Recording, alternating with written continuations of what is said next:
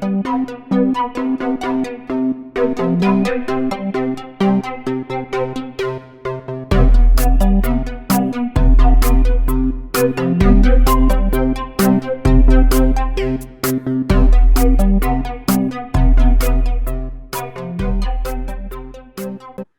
everybody to episode 5 of Silver Lining for Learning. My name is Scott McLeod from the University of Colorado, Denver. My co-hosts today are Kurt Bonk from Indiana University and Chris Deedy from Harvard. Our special guest today is Will Richardson. Many of you already know Will from his extensive work on this topic, and so we're delighted to have you, Will. Thanks for joining us. Well, thanks a lot for having me, you guys. Really appreciate it. Absolutely. So, Will, we're just going to launch right in. You've been talking about the need to rethink learning, teaching, and schooling for a really long time now. So maybe before we start talking about schooling during the global pandemic and some potential silver linings that could come out of all this, let's lay down some context. So I'm going to start by asking you to outline some of the challenges that you saw in schools before all of this happened. Well, I think all of us have been talking about this for a long, long time. And it's something that I think all of us understand is a difficult conversation for a lot of educators to have, because it really, if you're going to have this conversation, and I think one of the things that's happening right now with the pandemic is that it's forcing us to have this conversation in an existential sense, right? That it's beginning to force us to cut to the very foundation of what we do and what schools are and what happens inside of classrooms and all that kind of stuff. So as you know, Scott, and Chris and Kurt, too, that I'm pretty far out there when it comes to the ways that I think schools need to operate and what they should be.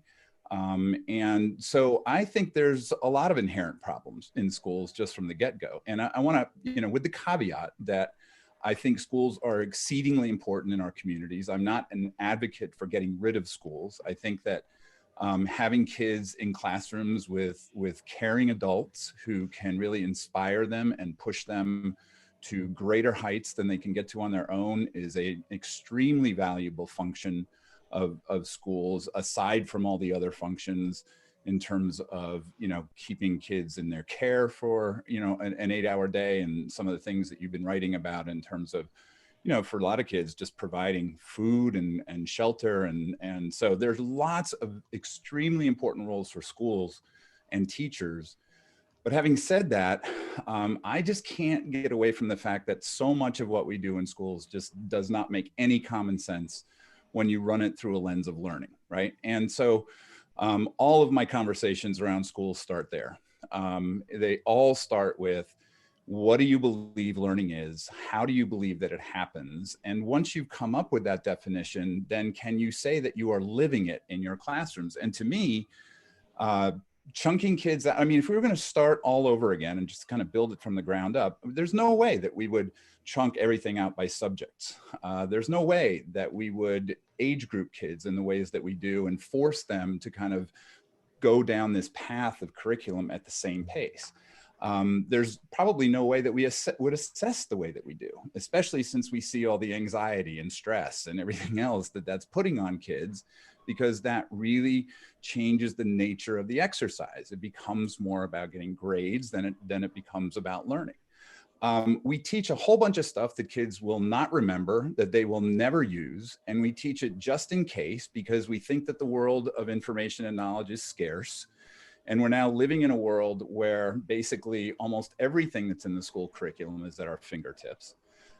We just do a lot of things that just belie our beliefs if we articulate them, as I think most people do, right? So, the question that I always ask is, let's talk about what are the conditions that are required for learning to happen. And what I've been saying in the last month or so is that you want to see learning happen, just look at what educators are doing in this moment. It is powerful to see the ways that they are problem solving, that the ways that they are using inquiry to drive what happens in their lives, the ways in which they are collaborating, the ways in which they're doing it because they have just this purpose for serving kids. They're not doing it for a grade, they're doing it for the goal of trying to maintain relationships, maintain connection, all that kind of stuff.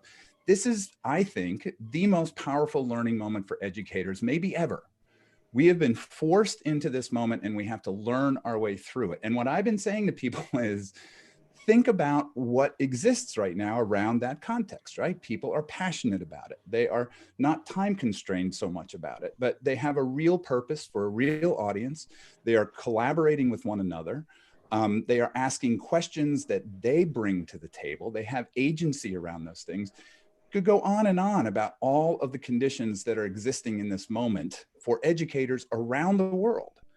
But then when you ask them, as I have been over and over and over again, take a look at the learning you're doing. Now, how does that map to what kids are doing in your classrooms? And it doesn't. When kids are in classrooms, they are waiting to be told what to learn, when to learn it, how to learn it, and how they're going to be assessed on it. There's this huge gap in this moment that I think is really powerful.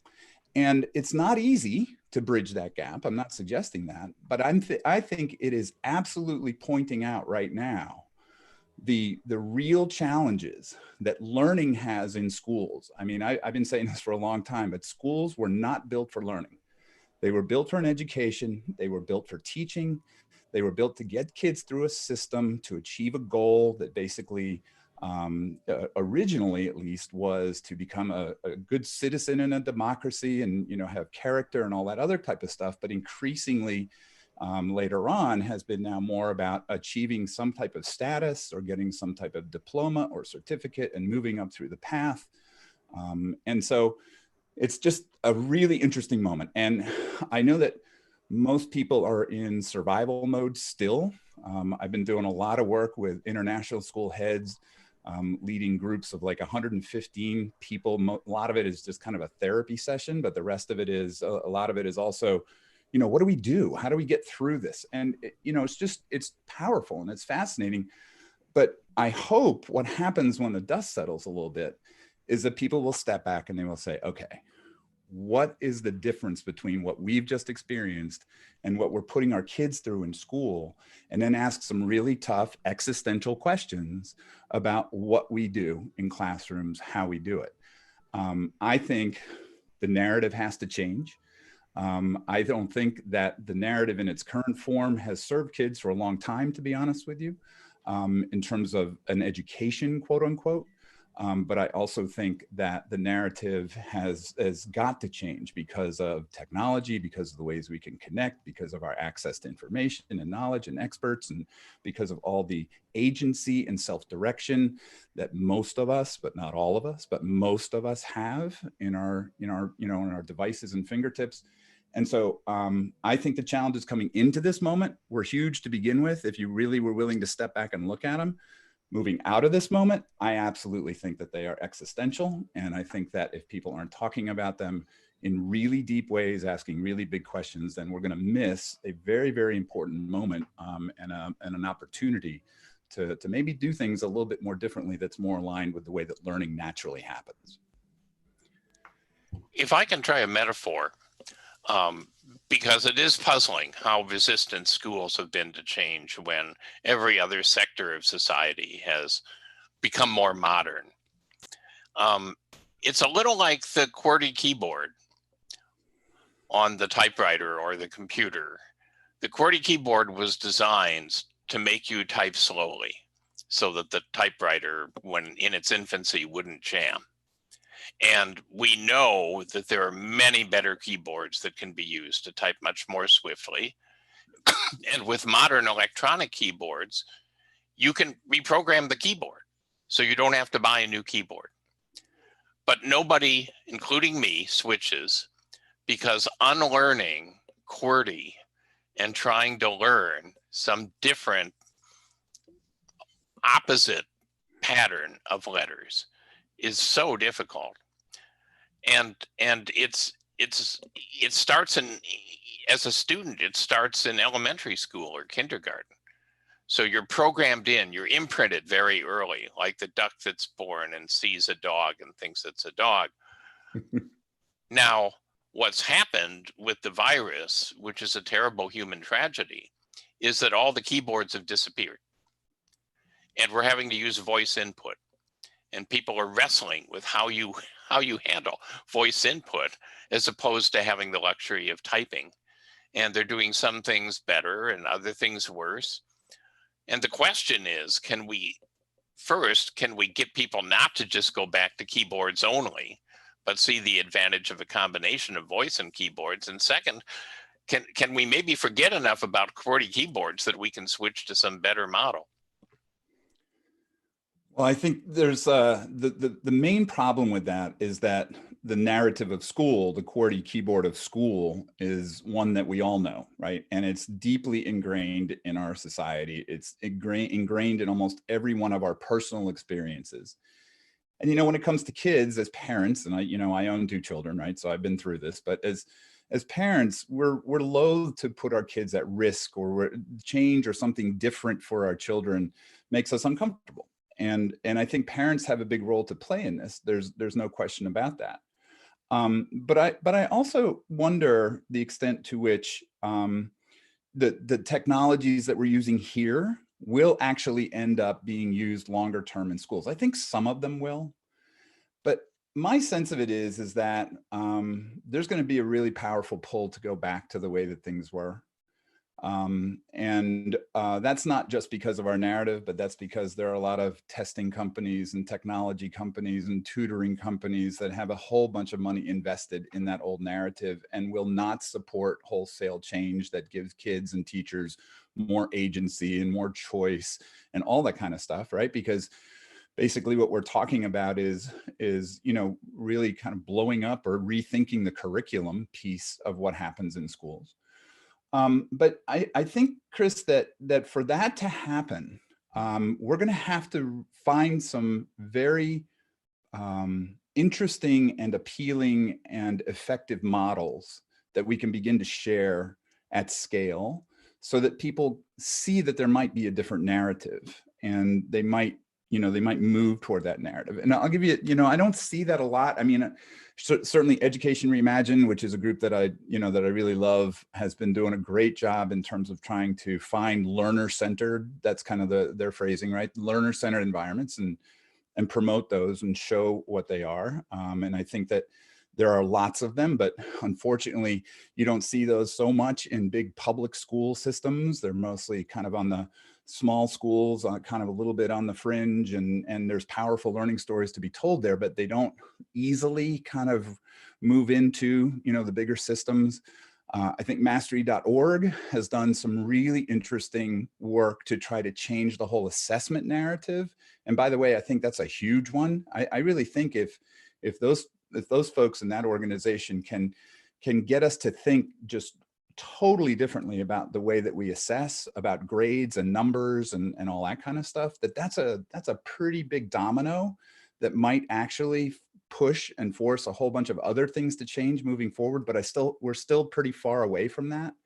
So yeah, I mean, I think not everybody, but I think a lot of people look at schools and education, they say, yeah, you know what, we really could be doing them better. And the statistics show it, by the way. I mean, like I said, we have kids who are really stressed and anxious, highest levels ever of that. We've had kids who are basically disengaged, and we've known that forever. 2/3 of kids showing up in Gallup surveys and whatever else that really aren't engaged in school. We know from research that kids don't remember a lot of this stuff. So, that's all there. But to try to suddenly say that an education for the modern world requires that kids have a lot more agency and self-determination, and that they co-create curriculum with teachers, they come up with their own assessments, they do real work for the world. Again, all the stuff that all these educators are doing right now to try to problem solve and learn their way through this moment, to suggest that then becomes the narrative, it's really, really hard for a lot of people. It's hard for parents because it's different, but it's also hard for teachers because obviously you're changing their own kind of self-understanding of what their value is in the classroom. If it's not content expertise, then what is it? And so I don't know. It's hugely complex, but I wish I was more optimistic about that type of change happening at scale. But I just, even with this, even what's been happening, I just don't see it anytime really soon. Maybe down the road, hopefully, but not right away. So, Will, I'm struck by the culture issue that you've highlighted here, right? So as a school leadership guy, I think spend a lot of time thinking about systems and systems change, right? And Kurt Lewin has this, classic historical model of institutional change where you have to figure out how do you unfreeze things that you do as an organization, change them up, and then refreeze them into a new culture, right? And I think right now what you're saying is that a lot of school systems are in survival mode, but aren't necessarily thinking about that unfreezing, changing, and refreezing cycle. Yeah, not at all. They can't. There's just no bandwidth for that right now. I mean, again, just through the lens of these calls that I've been doing and some of the coaching calls that I've been doing with leaders, it really is like, how do I get through tomorrow? Like if now, what do I do about graduation? How do I close school? How do I open school in September? What are the kind of parameters that I have to use to make sense of that? How do I communicate all this stuff to parents? You know what I mean? I mean, the list is endless and there seems to be almost new questions every day. The biggest one for me is, how do you social distance in schools? I mean, how do you do that? I'm not sure that's even possible, to be honest with you.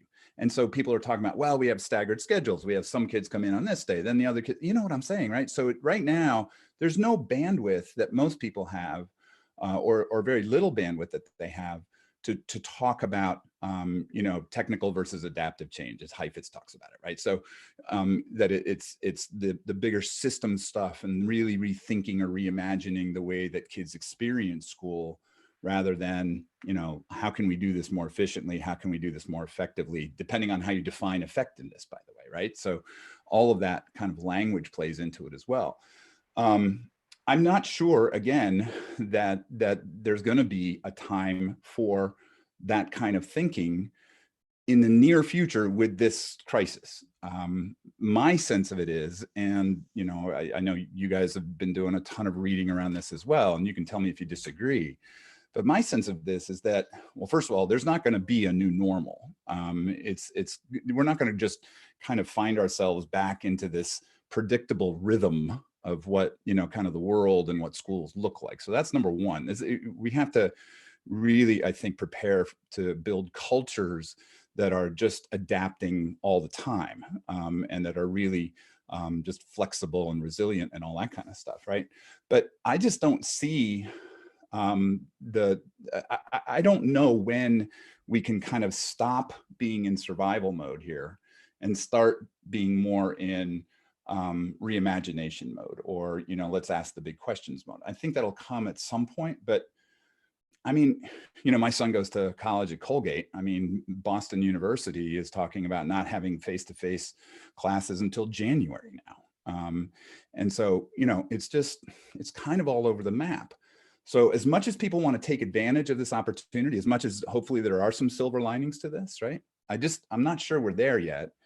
But again, what my hope is that when they do get a little bit of quiet time or downtime, that all you need to do right now is just reflect. Just reflect, just look at what's going on. Look at how you, as if you're a leader or a teacher or a parent even, look at how you're kind of learning your way through this, and just kind of remember that for when the time comes and you want to go, okay, so given what's happened, given the kinds of questions we now have about the future, given the challenges that this particular event has provided us in terms of our systems and structures, how do we now best engage in a conversation that asks the big question, what should education be moving forward? Because I think you guys would agree, I think it can't be what it was, but I don't know the extent to which people are willing to change that old narrative, again, in the short term, and maybe not even in the long term, I don't know. Yeah, so there's a question that's come in. Scott, did you have something to follow up first? Yeah, I'm going to segue us into that. So Will, I don't know if every school or district is ready to have those conversations in the near future either, but I do know that some are, right? And I think the whole premise of the Silver Lining for Learning initiative is that for people who are ready to start thinking about, what could be next, right? That here's a bunch of ideas to chew on. And what I'm noticing through my Coronavirus Chronicles interviews that I'm hosting on my blog, where I'm talking to school leaders all over the world, is that many of them are starting to think about it because, and I think here's the difference between what you said and what I'm about to say, is that we have to acknowledge that people are coming into the fall or whenever their next school year is with new skill sets. And wrapped around those, some new mindsets about what is possible in terms of rapid organizational change because they've been forced into it. So maybe they're not ready to, metaphorically blow up how we do school like you and I are, and many of us are on this panel, but they are coming back with some existing capacities and skills that they didn't have a few months ago. And it's probably going to be very few school systems that just ignore those and go completely back to what was. And so I'm going to actually ask Kurt and Chris before I ask you, what might be some potential outcomes in the fall of those new skill sets and mindsets. And I think that's what we're hearing from your audience today in this conversation too, is what are some of those new concrete things that might be a little different or substantively different in the fall because of this experience.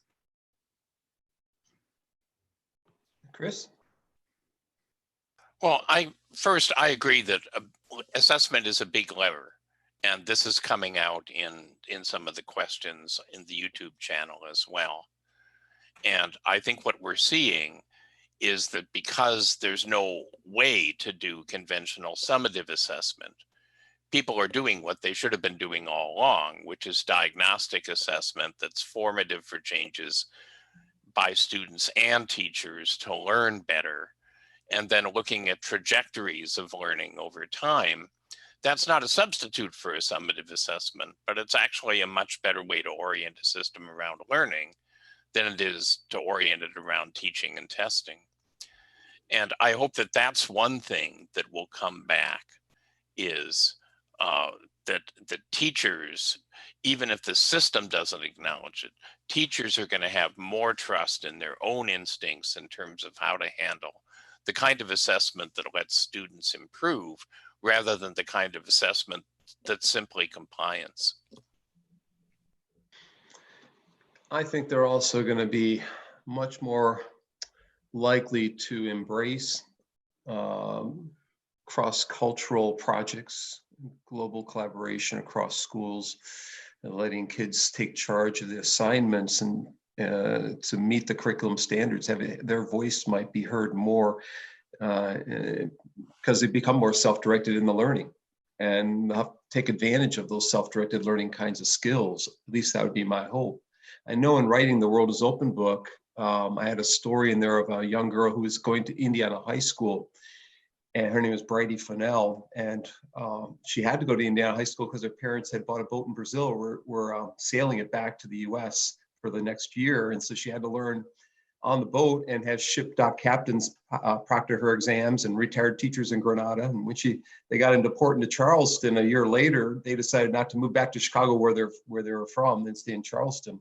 And they had a problem with some of the schools and some of the teachers there, but their daughter did extremely well because she learned self-directed learning skills on that boat. And I wonder to what degree that the same thing is going to happen here, that kids are finding new ways to learn, adopting new ways to learn, become more confident in their ability to learn on their own or with others that they meet along the way.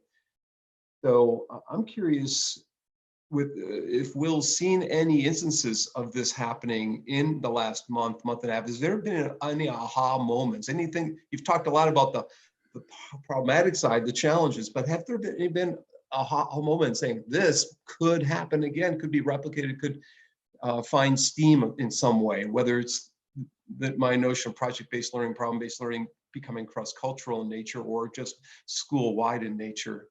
Will? Yeah, Kurt. I mean, and most of what I've seen along those lines have not been related to school. Most of what I've seen along those lines are kids who are just doing like the kids, for instance, who got together and have recreated their college campuses in Minecraft so that, they can kind of, have graduation ceremonies virtually because they can't have them in their face-to-face world. Or like my son, who here's a shout out for Nerdball, the new podcast about basketball. They just dropped their 3rd episode. That's what he's been learning, and project-based, and he's been collaborating with other people on that. But in his Zoom sessions and online classroom, Not so much, right? And I'm not seeing a lot of that happening. And so I want to go back really fast to what you said, Scott, about people coming back to school with some, you know, some more capacity to use some of these technologies and maybe to do different things. I don't disagree with that, but I wonder what the capacity is. And what I've seen, and this is a distinction I've been making a lot too, a lot of people are saying, well, now we're doing online learning. I don't think we are. I think we're doing online schooling. And I think what's happening is that basically a lot of teachers are building the capacity to do school with technology that maybe they didn't have before.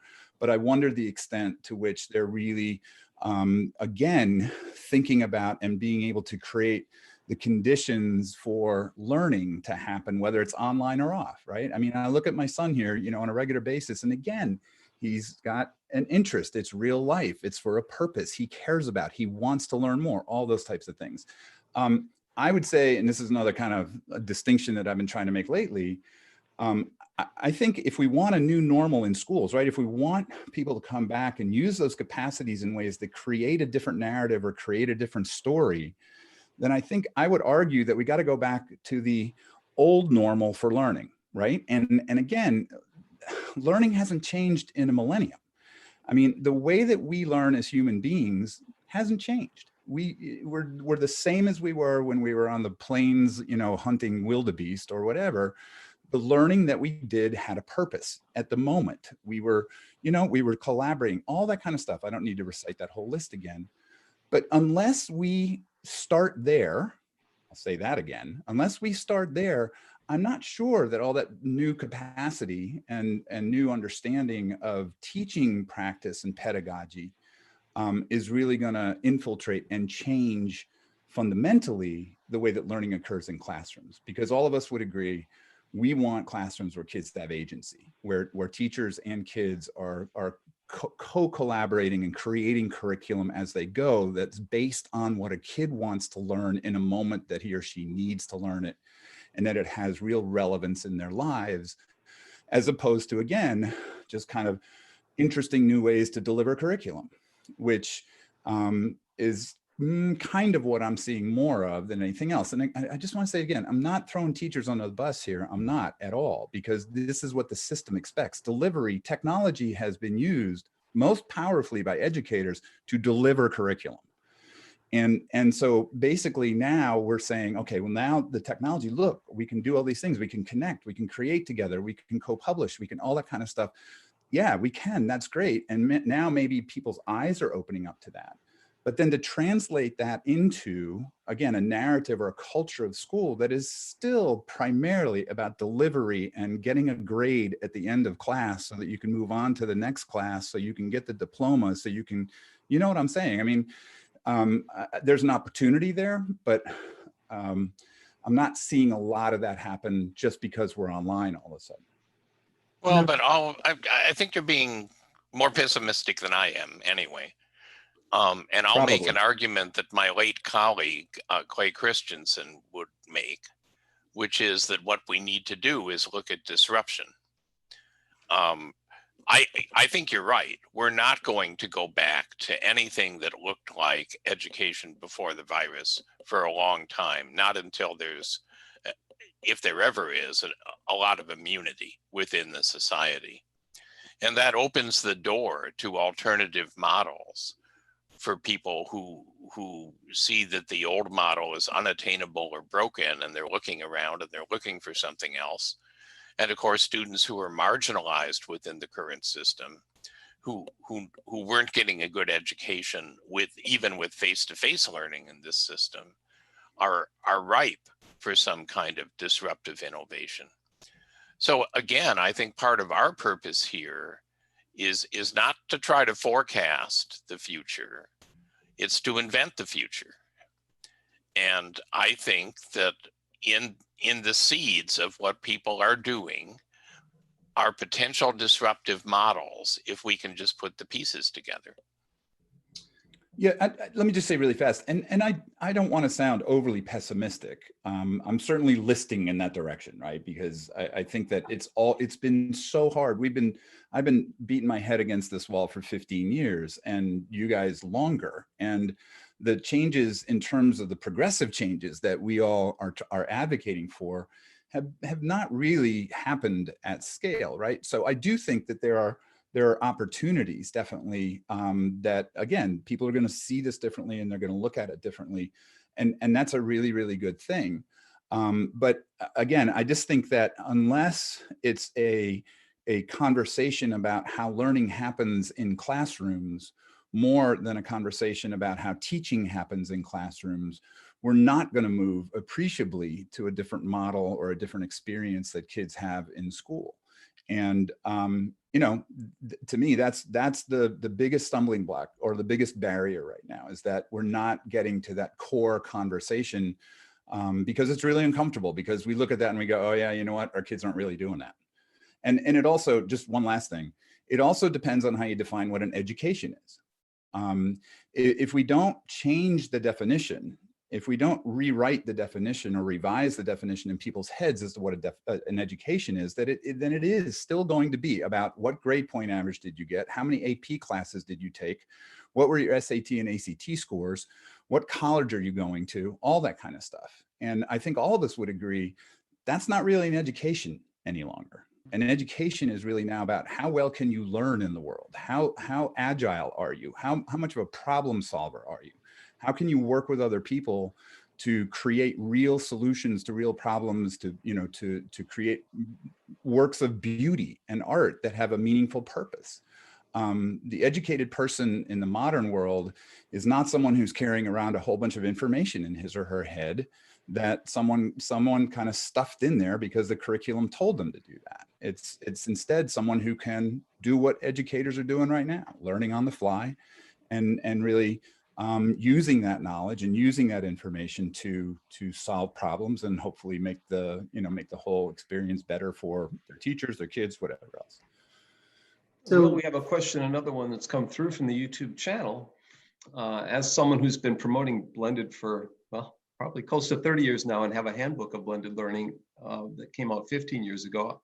The question here is it feasible to consider juggling schedules of blended learning as a way to move forward while adapting new and better practices? What do you think about blended learning has so many different formats. I know. And no one can agree on a definition. An administrator's definition of blended learning is different from what a teacher's definition is, which would be different from what a learner's definition would be. So there's a lot of stumbling blocks because there's a lot of mixed messages about what exactly it is, and then let alone how to implement it. But given that, do you have any take on this question? So another one of my little riffs is, we love to put adjectives in front of the noun, right? So we love to put blended learning or flipped learning or this learning or that learning. And at the end of the day, you can come up with a whole long list of the different adjectives that we use. But again, I think we're talking more about blended teaching than we are blended learning. And there's a big distinction there, right? If the goal of blended learning, quote unquote, whatever you want to call it, is for at the end of the process, the kids to have mastered a chunk of curriculum, but maybe there's a little bit more choice, or maybe we're doing that through technology and face-to-face or whatever else, that's really blended teaching to me, right? If the outcomes are set by the curriculum or the teacher or the school, then we're using technology to teach our way to that outcome. This is blended learning, right? When you have 115 people on a Zoom call from all around the world who are trying to, discuss what the next steps are, how to keep school open or whatever, that's blended learning, because not only are they doing that in their face-to-face communities with their teachers, their parents, their communities, all that kind of stuff, but they're also then using the technology to connect with other people who may have different experiences, can inform what they're thinking, all that kind of stuff. And that's when it gets really powerful. But again, hopefully no one from Colgate's watching this, right? But what's happening on the technology on the laptop when Tucker's in class is blended teaching more than anything. And so I think that's another distinction that we have to make in that. What do you mean when you say learning? What do you mean by that? And if you can't define it, if you can't articulate it, and you can't kind of run practice through that lens, then I think there's a conversation that needs to be had there. Anyone from Colgate, put it in the chat window on YouTube. Let us know. He's going to fail all his classes now, right? So, okay, Will. So let's move towards hope here a little bit. Okay. Because it feels to me sorry. like we do also have some assets, right? Yeah. Mm-hmm. So one of the assets is that as slow as it has been over the last couple of decades, we definitely have many more P12 educators talking about student-driven learning, deeper thinking, you know, more authentic work, using technology to help with those, right, than we had before, right? Like I just look at sort of the span of schools and districts across the globe, and there's a lot more people that are at least trying to head in those directions than we had 5, 10, 15 years ago. So that feels like an asset to me, right? I mean, heck, Gary Steger even wrote a positive blog post about that. Can you believe that? I was right? shocked. I was so at that moment. Yeah. Even Gary's feeling hope on that. I mean, that's definitely an asset to work with, right? Mm-hmm. We have students and parents at home who, by necessity, over the last few months, have been forced to take charge of student learning and have students direct their own learning in a whole different way than they typically were allowed to in school settings, right? Because the teacher is not there at home to direct the learning for them. Now, not every system, some systems are trying to do a very sort of traditional model and push it out to kids, but we have a lot of other folks who are offloading that learning direction to the student and maybe also the parent, right? Compared to what we had before, and trying to rethink some assignments to allow that to happen, because again, the teacher can't control it as tightly because they can't control the environment as tightly. Third asset feels like some of the reflexive resistance to utilizing technology for learning and teaching may be starting to break down, because again, teachers were thrust or forced into technology facilitated learning modalities in ways that they previously were able to resist, right?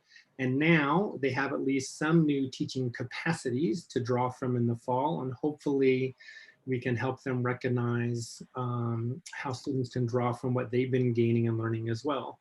So, and then we have parents who have been thrust into the role of learning coaches, as one of our audience members noted, right? And have gotten maybe a more detailed or more robust glimpse at the kinds of assignments that are being asked of their students, both and have both a comparison point for before and after. So all those feel to me like assets that we can build with in the fall. So, and you probably could list some more, right? We all could. So what are some hopeful pathways in the future? How do we take some of those assets? What could we do with those? What might we make happen over the summer and next fall, or over the course of the next year or two, recognizing that we have those things to build with? Well, let me just mention one more real fast, since I've been a Debbie Downer this whole session, right? So I do think that what I'm seeing is that schools are in making these decisions, these day-to-day decisions about what to do and what to do next. What's kind of surfacing are their core values and commitments, and really, their care for children. And I think that that's been a really important piece of this whole event, is that they're making decisions and they're saying, and entities too. I mean, the fact that, okay, we're not going to do grades anymore, because right now that's going to stress our kids out. That's not equitable, whatever else, right? They're making that decision based on what they feel is best for children. And I've seen a lot more of that. That's not to say that we don't do that on a regular basis in schools, but sometimes I think we lose that kind of, it becomes secondary. It kind of fades because of all the other stuff that we have to do on a daily basis. So I'm really encouraged by that, because if we do get to our core commitments and values and beliefs, I think we're in a really great place if we can begin to live those things. So, moving forward, I do think that parents are huge here. I think this is a huge opportunity for parents, because I think that they are finally getting a up close look at what school is, even if it's in a virtual sense. And they're also getting, I think, some real feedback from their children as to what that experience is and how that's playing out for them. There's obviously a ton of frustration right now, right? Because parents can't go to work and they can't support, you know what I mean? I mean, there's just layer upon layer of challenges with having kids at home. So putting those aside, though, when they're engaged with their children in learning contexts, I think their eyes are opening up a lot. And I think that that's giving us an opportunity to engage parents in a different conversation, and to go to parents and say, you know, we really want to invite you into some really high level different discussions about what school might be next, because you know, we're learning that what's happening in this space, but also you know, basically what's happening in face-to-face too is really not as engaging as it could be, and maybe there isn't quite as much happening there as we want it to be.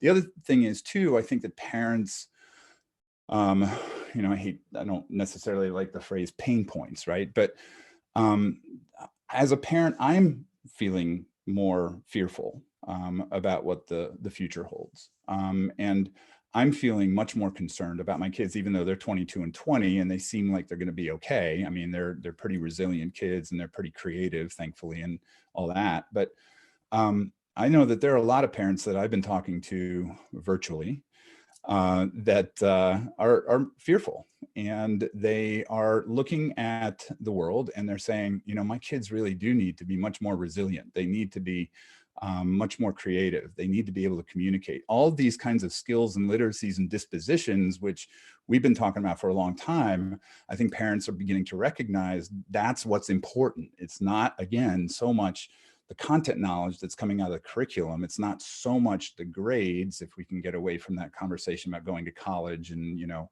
that whole path. But I see this as a huge opportunity to engage parents in a different way. And I'm actually working on a little bit of a project around that, to build the capacity of parents to really talk about a reimagination in ways they get beyond their own experience, right? Because it's hard, you know, it's hard for a parent to sit down and really think differently about school if they don't have any sense or any narrative or any story that is different from the one that they experience. So I think that's an opportunity as well. And I'm sure there are others, you know, anytime you have a profound learning moment like this, there's a lot of good things that can happen from that. No question about it. And believe it or not, I am an optimist when I'm looking forward down the road, because I do think that we are going to learn our way through these challenges, and we're going to learn how we learn our way through these challenges from this moment. We have bigger challenges on the horizon, as you know. And right. So, you know, that's going to have to be a disposition that we carry as people when we move forward into that. Right. So, Will, let me ask a follow-up question. You know, I was struck by a conversation I had with a school leader earlier this week who said, you know, we've already switched over to sort of competency-based student progressions, right? And so for us, coming back in the fall is no big deal. We just start wherever the kid is, right? And just keep on rolling, right? And because they've walked away from some of those, you know, typical grading or grade level sort of practices, right? And they're really just trying to assess kids in terms of mastery and learning. And yes, it's probably still school determined more than it is learner determined, but nonetheless, they're going to have a different ability to adapt than another more traditional school, right? And so, you know, what we're going to find here over the next few years is that the schools and school leaders who have already been trying to work in this direction are going to be in a better place to just keep adapting, right? And so, you know, it would be great to hear a couple thoughts from you about how do we help those people keep moving forward, but maybe more importantly, and this is always the $1 million challenge, right, in terms of systems change, is how do we get other school systems and school leaders to recognize that there are opportunities out there and that you have people next to you who are blazing the path, right, if you're only willing to learn with them. And that has sort of been the challenge for the last 2 decades, right, is that we have all lived in the space of possibility and opportunity, and everybody here has spent a lot of time putting amazing examples of learning in front of educators and leaders, and examples of, you know, front runners and trailblazers. And so how can we do that work in a way that really helps spread the speed of change, right? Yeah, well, I think the most important thing to do is to help school leaders and you know, just teachers, everyone in school communities, to get really good at telling their stories. I think that people are getting better at that, but I think that they have to, again, so we can choose the stories we tell, right? We can choose to tell stories of traditional success, or we can choose to tell stories of maybe, I don't know if this is the right phrase, but modern success, right? Different forms of success that may be more relevant for kids moving forward. And that would be great. I mean, imagine if that's the way we change the narrative. Imagine if you went to your local realtor and you said, hey, you know what? Why don't you tell this story instead of the one about the good test scores and stuff and college acceptances? Here's some great examples of our kids doing amazing learning in the world, which every school has kids doing amazing learning in the world and in classrooms. Every single school has that. But we haven't done a great job, I don't think, although, and I would agree with you, Scott, recently we're doing a better job of that. But yeah, it's marketing almost, right? And so how do we build the capacity of people to do that on a regular basis? Because as we all know, one big story isn't going to change the narrative. It's going to be a lot of small little drips of choices that we make about the stories that we tell. And then how we do that. How do we use technology to do that? How do we do that in the face-to-face environment? Assuming we can all get back face-to-face at some point soon. So yeah, I mean, to me, and you know, I'm a big fan of Yuval Harari, who talks about this idea that we're in between stories right now. And we can write that story, and we should write that story. And we have enough stuff, enough content to write that story and really give parents and give community and give policymakers and others a much different look or a much different sense of what learning in the modern world needs to be, because it's already happening in most places in some form. So yeah, I think that would be the one thing that I would really focus in on. What story do you choose to tell, and how do you tell it really effectively? Cool. Thanks, Will. I recommend that people take a look at his website at Modern Learners and take a look at his Wikipedia page, because you see creativity just flowing right off of there. You know, he's been not my Wikipedia page, Kurt. I wrote that whole thing, so you know, you don't. I'm sure you did. Co-founded Powerful Learning Practice, co-founded Change Schools, co-founded Modern Learners, and just co-founded Connective Learning. You have the bug, the innovation bug in you. Every year or so you co-found something. I'm curious though, as I look at this, and it says that you have a book called Freedom to Learn, which Carl Rogers had a similar book. Right. So two-part question: to what degree is your book Freedom to Learn based on his? Is it for the 21st century, and also the principles that you list at Modern Learners? Were they first derived when you were writing the book, Freedom to Learn, and then you came out when Modern Learners followed that? And can you tell the audience what Modern Learners is? Well, so Modern Learners is a site that we created about, well, Bruce Dixon from Australia and I created about 6-7 years ago now. And Missy Emler is kind of running that site at this point. But what we tried to do there was build a community of people to engage in these types of conversations over the long term. And when we were looking at it, we decided to put together what we saw as the 10 principles for schools of modern learning. And they basically are things like, you know, schools of modern learning have clearly articulated beliefs around what learning is and how that looks in classrooms. Storytelling was one of the 10 principles. Yeah. We actually have an audit at modernlearners.com/audit where people can kind of rate themselves according to those 10 principles. The book Freedom to Learn, it didn't come from Carl Rogers' work, although I really like Carl Rogers' work when he talks about learning and education. But it, as you suggested, Kurt, it really was trying to look at how does this kind of modern context really profoundly give us much more freedom to learn in our own contexts, on our own, you know, as individual learners pursuing things that are meaningful and interesting to us.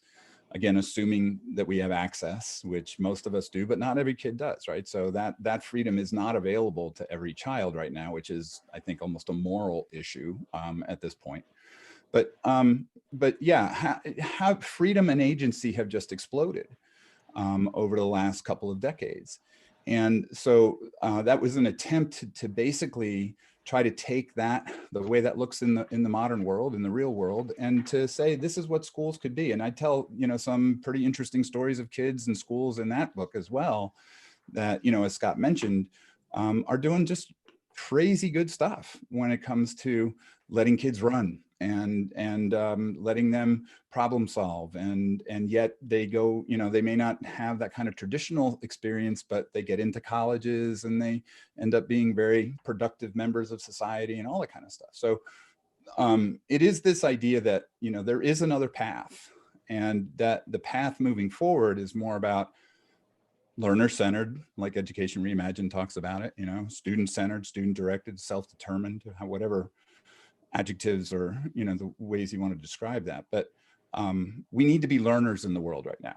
We need to be self-motivated, really, really good learners, because we're not going to be able to keep in our heads everything we need to know. And because, again, we know that most of what we actually do in our lives, we learn on the job, or we learn through experience. So learning in the modern world is more complex because there are so many more different opportunities and different resources, different people, all of that. And we have to make sure that our kids really know how to do that well. Thank you. Chris? So, Chris, you got some thoughts before I keep going? I think that one of the things that we're doing with this initiative is something that you've done as well historically, which is just to collect bottom-up models, parts of models. As you point out, the elephant is a big beast and it has a lot of parts. And if you're going to replace the elephant, it's also going to have a lot of parts. And nobody right now, myself included, has a fully scalable model that's on target. But I do think that we have all the pieces of the puzzle at this point if we just collect them and start to think about ways to put them together. And yes, then once we've got a model that we think is scalable, we have to persuade people to use it. But I sense a hunger now in people who recognize that what they had before was marginal. What they're going to get next is even more marginal. And isn't there something else? This is a window, I think. Yeah, I totally agree with you, Chris. And, you know, I can't help but keep thinking of like big picture schools when we're talking about a different model that is, I'm not sure that's scalable to everyone, but certainly the kind of ethos, the culture, the approach to that in pieces, I think, is a model that people can really take from and implement in smaller ways. I know that there are lots of variants even on that model where, you know, you have just a kind of a regular traditional public high school, but there are groups of kids who are engaged in more apprenticeship type of learning, going out in the community, going to class maybe 2 or 3 days a week, but the rest of the time working with experts, becoming masters. So I agree with you. I do think all the pieces we know what schools should be and what that experience for kids needs to be. Intellectually, we can talk about it and we can articulate it. But the question is, how do you take that idea? How do you find the places that are really working in those kinds of ways? And then how do you bring that to scale? And I'll say again, I just think it comes back to, and without kind of repeating their name too much, but Ed Reimagined is doing another great job of just highlighting these types of stories and telling them through the voices of kids. And that's a powerful voice that I think many times we forget about as well in terms of our own storytelling. So yeah, I totally agree. I think the answers are there, but it's just a question of, you know, how do we kind of, and I'm not sure it's a recipe, but how do we just get all of those pieces on the same table and then work collaboratively to kind of put it together into a different picture? And there may be many different pictures in that, right? But they're all kind of variants on a theme at that point. Yeah, and that's where I was going to go with what Chris said, was that, you know, we're probably not going to replace one size fits all model with another one size fits all model. Absolutely. Right? So, and if we do, shame on us, right? But given that we have all these sort of interesting pieces to play with, and we recognize much better than we did the last time we reinvented school, what powerful learning really looks like, right? Then we're going to absolutely create I mean, hopefully, right, multiple pathways and multiple models, and then kids and families will have some opportunity to slot themselves into mechanisms that seem to make the most sense for them, right? And so, you know, how do we then, as leaders and systems, set up opportunities to differentiate, to individualize, to personalize for kids to head in directions that maybe we didn't anticipate, right? Like all of those are going to be parts of the new models, right? And Well, you know, I think the other thing for me is that we already have hundreds, thousands of schools that have been playing in different ways with all these pieces, right? Which we can learn from. yeah, I mean, Iowa Big is a great example of that, right? Design 39 Campus is a great example of that. You have schools within public systems that are just stepping out and creating space for a very different experience that kids are having. And at least there's a choice for parents and kids to say, yeah, you know what, I want that. I've always felt like if you brought every student and every parent into your auditorium and basically you said, so just want you to know, we're starting this other thing over here and it looks a lot more like, you know, real problems and kids' passions and, you know, all those things we talk about. I'm convinced in just about every district anywhere that you'd get 10% of people's hands going up. Yeah, I want that. Because this thing over here really isn't working for my child, right? And that's a start. That's just a start to say, yeah, let's give that option to the kids and the parents who might want it. We can show that the outcomes in terms of at the end product, whatever you want to call it, is the same. Kids can go to college here, or they can go to college over there, or they can go into work. That's not different, but it's just a different path to get there. And I think that that's a real opportunity that we have. And I do think, again, that this moment will help us engage in those types of stories and to really think differently about what those pathways could be for kids even in the same community. Yeah, and those, Scott, we're at you mentioned 5 minutes, and so if you or Chris have anything, I'm done. But if you guys have anything in the last 5 minutes, yeah. I'm going to wrap us up actually. You know, we'll go into what you just said here at the end. That feels like an easy sell to families and communities, right? I agree. Yep. Right. Guess what? You know, we're going to step away from our monolithic approach to education, and I know that that instantly raises concern, but here's what we're going to put in its place, right? And your kid can do this, or your kid could do that, or your kid could do this. And then, as Chris said in his wonderful comment he just made in our comment area, in our chat area, right? So it's kind of like tangrams, right? Like or Legos, right? You assemble the blocks that make sense for your kid and your family. And, you know, how many families aren't going to want that, right? Like not a lot. So if we're, you know, brave and bold enough to start having those conversations and to start rethinking the essential, you know, historical inertia and structures by which we do learning, teaching, and schooling, it feels like we're going to have parents and families and kids as tremendous allies in this work. And particularly if we keep telling the story, as you mentioned, right, of how learning can look different and what that will do for your kid, right, which is awesome. Yeah, I agree. Totally. So that's a great note to end on, right? Lots of rays of hope and positivity and some conversations to be held locally in local communities and across countries and communities about what could learning be instead? How do we tell those stories, and how do we start assembling those tangram-like pieces to build it in ways that make sense with a multitude of pathways for student success? There we go. That's our challenge, right? In our last 2 minutes here, I'll just kind of tell you what's coming up next for Silver Lining for Learning. Next week, the 5 primary hosts get together and make sense of our first 5 guests, which should be really fun. So we will not have any external guests on our episode. It'll just be the 5 or 6 of us chatting about meaning making and sense making, what some possibilities were. And then the following week, which will be episode 7 for us, we're going to hear about Uruguay and what some national level remote learning looks like with some decent infrastructure, and how we can maybe map that onto some of our conversations that we've been having so far. So with that said, Will, we are delighted to have had you with us today. Thanks for giving us some of your very precious time. It's been a great conversation. And everybody else, we will see you next week for episode 6. Thanks so much for listening. Bye.